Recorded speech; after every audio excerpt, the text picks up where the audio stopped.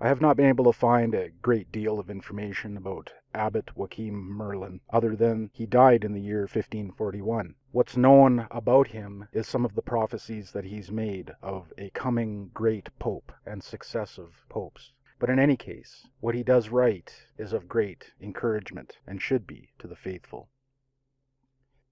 After many prolonged sufferings endured by Christians, and after a too great effusion of innocent blood, the Lord shall give peace and happiness to the desolated nations.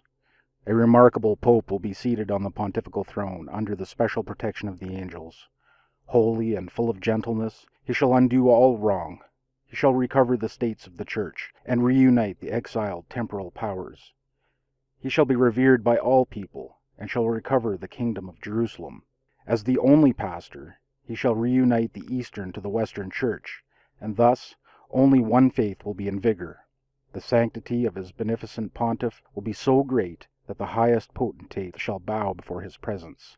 This holy man shall crush the arrogance of religious schism and heresy.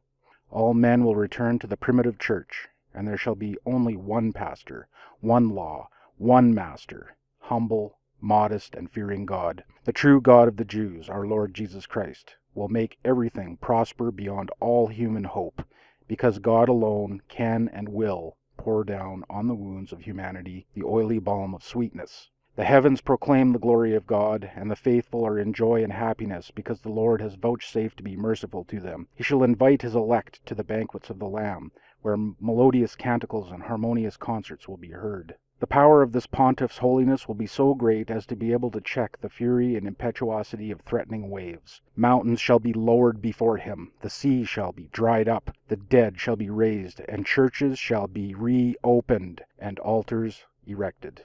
It should be known that there will be two heads, one in the east and the other in the west. This pope shall break the weapons and scatter the fighting hordes. He will be the joy of God's elect. This angelic pope will preach the gospel in every country. Through his zeal and solicitude, the Greek church shall be forever reunited to the Catholic Church. Before, however, being firmly and solidly established in the Holy See, there will be innumerable wars and violent conflicts, during which the sacred throne shall be shaken. But through the favor of divine clemency, moved by the prayers of the faithful, everything will succeed so well that they shall be able to sing hymns and thanksgiving to the glory of the Lord. This holy pope shall be both pastor and reformer. Through him the east and west shall be in everlasting concord.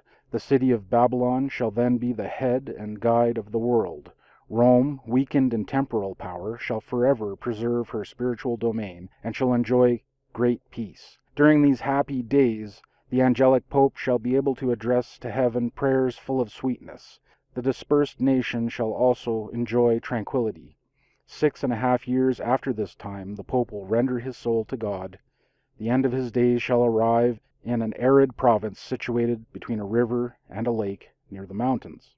At the beginning, in order these happy results having need of a powerful temporal assistance, this holy pontiff will ask the cooperation of the generous monarch of France. At that time a handsome monarch, a scion of King Pepin, will come as a pilgrim to witness the splendor of this glorious pontiff, whose name shall begin with R.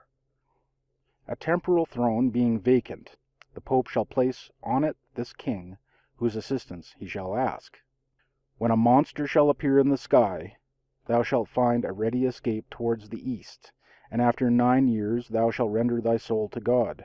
A man of remarkable sanctity will be his successor in the pontifical chair. Through him God will work so many prodigies that all men shall revere him, and no person will dare oppose his holy precepts. He shall not allow the clergy to have many benefices. He will induce them to live by the tithes and offerings of the faithful. He shall interdict pomp in dress, and all immorality in dance and songs. He will preach the gospel in person, and exhort all honest ladies to appear in public without any ornament of gold or precious stones. After having occupied the Holy See for a long time, he shall happily return to the Lord. His 3 immediate successors shall be men of exemplary holiness. One after the other will be models of virtue and shall work miracles, confirming the teaching of their predecessors. Under their government the church shall spread, and these popes shall be called angelic pastors.